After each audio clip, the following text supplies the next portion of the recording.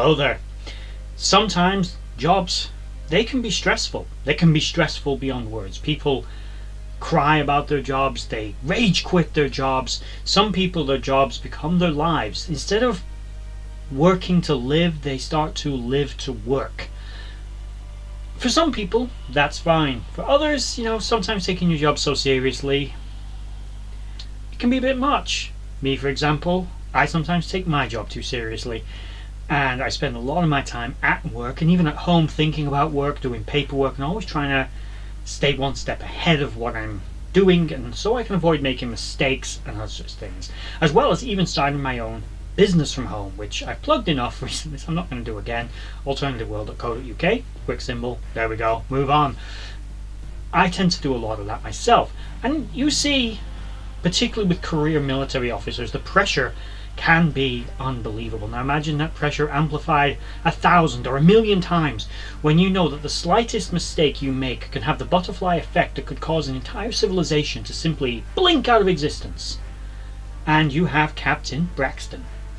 Captain Braxton was first encountered in 2373 as the commanding officer of the Federation timeship Eon. He is from the 29th century at some point. His age is unknown, but we know he's a human male who attempted very foolishly to destroy the USS Voyager without really a plan. So in today's episode we're going to have a look at this individual, the life and tales and psychosis and ultimate tragic downfall in many ways of this career officer. So what do we know? Right, he was commander of the Eon. I've covered the Eon and the relativity in another video, check them out, they're in this playlist. But basically the Eon was a small time ship. Now we know that he arrives at some point in the 29th century at the Sol system to find everything destroyed, it's all blown up. And then while he's scanning the debris, he finds the remains of a 24th century vessel, the USS Voyager. Now it's anomalous, it shouldn't be there. So he concludes that Voyager had something to do with the destruction of the entire system, some kind of temporal event that destroyed it. So he goes back in time to destroy Voyager. First thing I'm going to say on this is my evaluation of his tactics. He's not acting on intelligence, he's acting on emotion.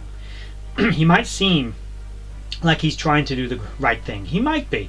But again, butterfly effect, wiping out 130 plus people aboard Voyager, all their descendants, all their events, all the things they will touch and affect in the future, gone. Their effect on the Borg, gone. Everything. What 7 of 9 would go on to do with the Rangers and with preventing, helping to stop the Changelings and others from taking over the Federation, all that would stop. That would not happen. He didn't think through his tactics, because clearly he would have known those future events were going to happen.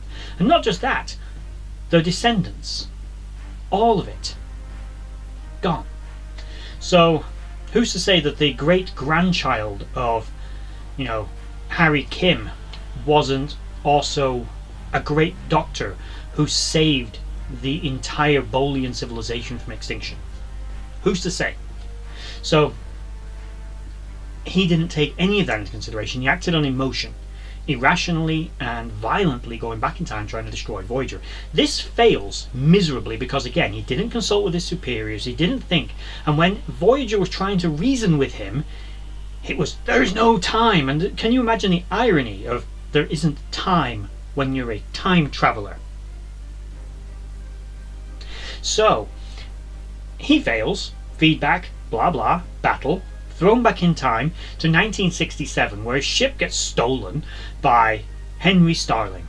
Starling kicks off the computer revolution of the late 20th century by clumsily stumbling his way through his crude, primitive understanding of the science that was at his fingertips with the Eon. And from there, he ends up a homeless man in a psychological ward being stuffed full of primitive 20th century pharmaceuticals. He works out in his time what went wrong and what he did, and ultimately it's a sort of almost a predestination paradox that A leads to B leads to C, that actually C is his screw up that would result in the destruction of the Sol system because Starling is going to misuse the technology. Imagine the weight of this. When he encounters the Voyager crew, he's irrational, homeless and insane. He is eventually recovered when a future version of himself, once again when the timeline has been corrected, comes and takes Voyager back to where it should be. And then they have this technology called reintegration in the 29th century. Basically, if someone time travels too often, it can result in temporal psychosis. So one of the ways to sort of avoid it is you reintegrate the different versions of a person. So you'll have 3, 4, 5 different versions of a person. You reintegrate them using, I'm only assuming, some kind of transporter. I'm only assuming. And you create a new person with the memories of all of those people, but it's the same person. It's a bit weird, but there we go.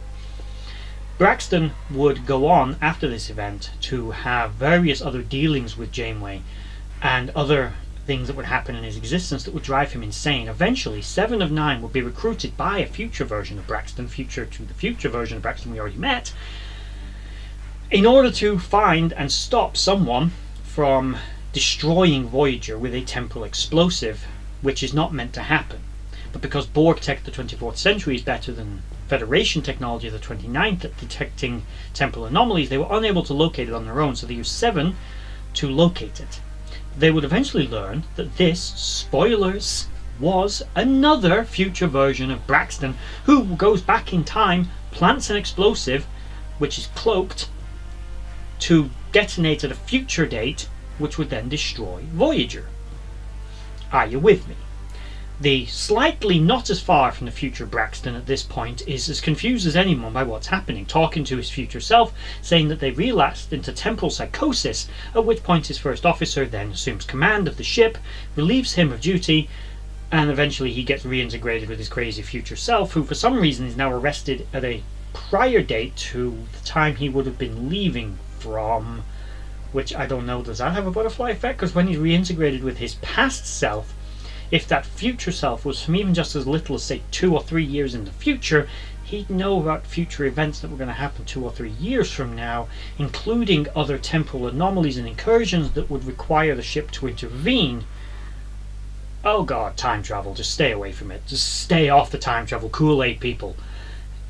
So, Captain Braxton had a colourful career. What we know about him is he was the ranking officer holding the title of captain aboard the USS Relativity and aboard the Eon. What we don't know, or rather what we see, is how the Temporal Integrity Commission operates. They operate a little bit more, in my observation, to how Section 31 runs a ship. It's more like a bureaucracy aboard the ship. He's not necessarily just the ship's captain, he's the administrator and organizer. He works more like a director rather than a captain, with a desk and a seat and everything on the bridge himself, and coordinating different efforts and time agents and different events going on through time, meaning he holds the position, because the ship doesn't explore space, it doesn't go into battle, it doesn't do anything. It works more like a mobile command center for sending back temporal agents. Okay, so his job is more like that of an administrator than that of a captain, although he holds the rank of captain, which does again lend credence to the organization is at least splintering off from Starfleet. He, of course, was a career Temporal Integrity Commission officer and was, as far as we can tell, one of their best up until he wasn't. And because he suffered from temporal psychosis, he went back in time and tried to destroy Voyager, what he saw as the root cause in his madness of his madness. And that if he simply destroyed Voyager, it'd never happen and they'd be fine. But clearly that was madness talking. So he was unfortunately very correctly relieved of command, even though his previous self hadn't yet succumbed to this temporal psychosis, but the potential for it to either be there or to be seduced by his future self into helping him was too great, and he had to be relieved of command. Ultimately, a fine officer who the stress of the job simply got to him, which should be a life lesson to those of you out there, that you don't unwind, you don't calm down, you don't chill out when you go home.